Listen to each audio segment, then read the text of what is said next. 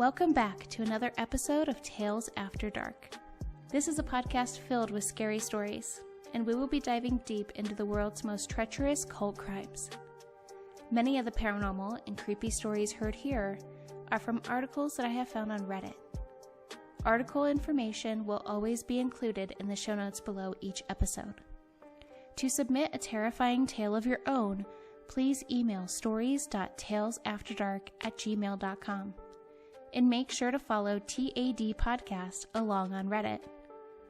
Paranormal investigations and spooky adventures will soon be coming to the Tales After Dark YouTube channel. You can find those videos and all podcast episodes there, so don't forget to subscribe. The show is brought to you by the MW Network and produced by me, your host, Emma Dawn. Tales After Dark is made possible by our sponsors. The Home Bookkeeper Masterclass. The paranormal isn't my full-time gig. Outside of podcasting, I am a home bookkeeper.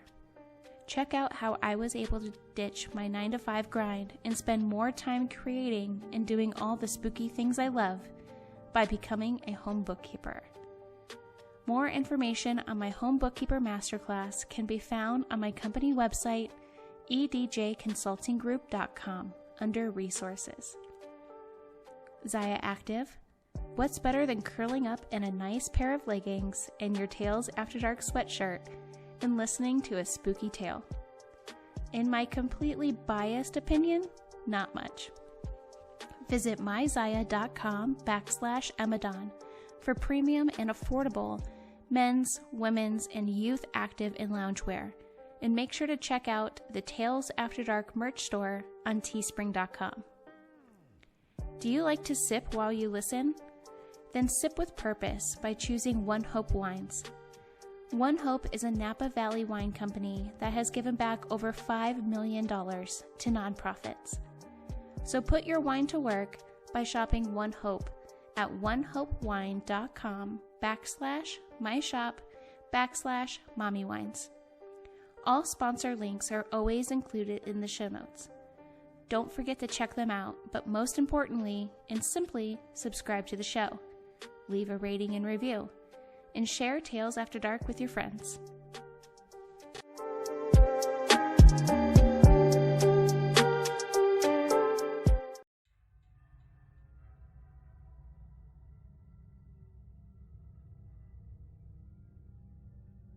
Rogues Hollow already sounds like a scary place.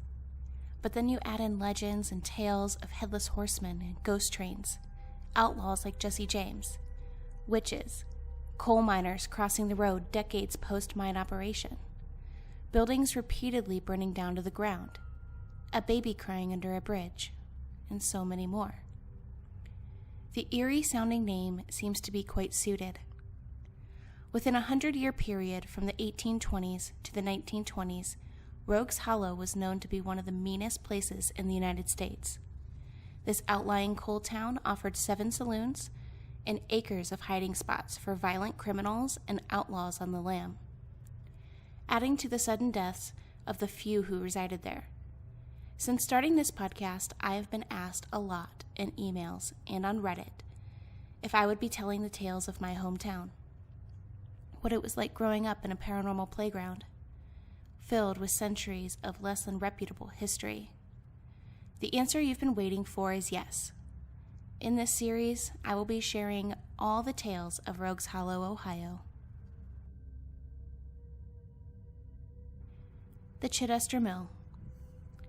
It's no secret Rogues Hollow is filled with various forms of ghostly tales and urban legends, like the one you may have heard about in episode 1 of my Rogues Hollow series. There is an old mill located next to what is now known as Crybaby Bridge. The mill keeper was the awoken hero that saved the mother, father, and driver after a tragic automobile accident caused the family's newborn baby to plummet into the rushing frozen waters below the bridge. Eventually, the echoing cries from the baby stopped, and unfortunately, the baby wasn't able to be saved with the family.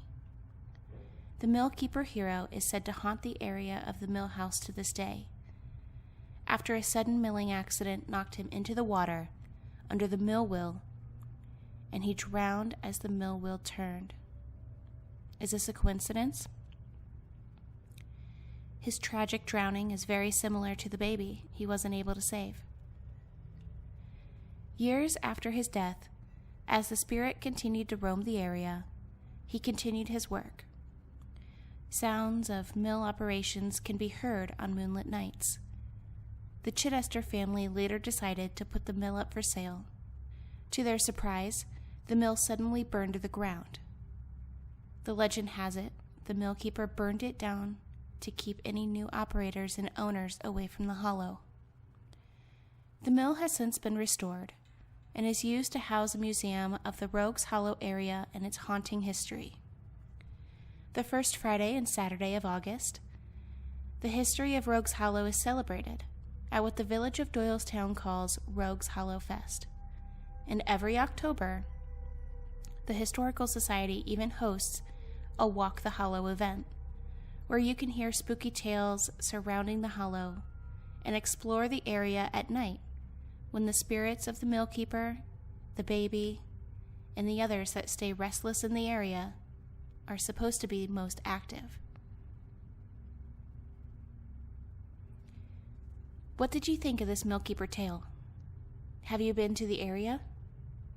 Have you heard other versions of the spirit that haunts Chidester Mill? If so, feel free to write in at stories.talesafterdark@gmail.com. If you like this story and want to hear more tales of Rogues Hollow, make sure to subscribe on YouTube or wherever you get your favorite podcasts. Feel free to follow along on Reddit at u-tad podcast. And as always, leave a rating and review.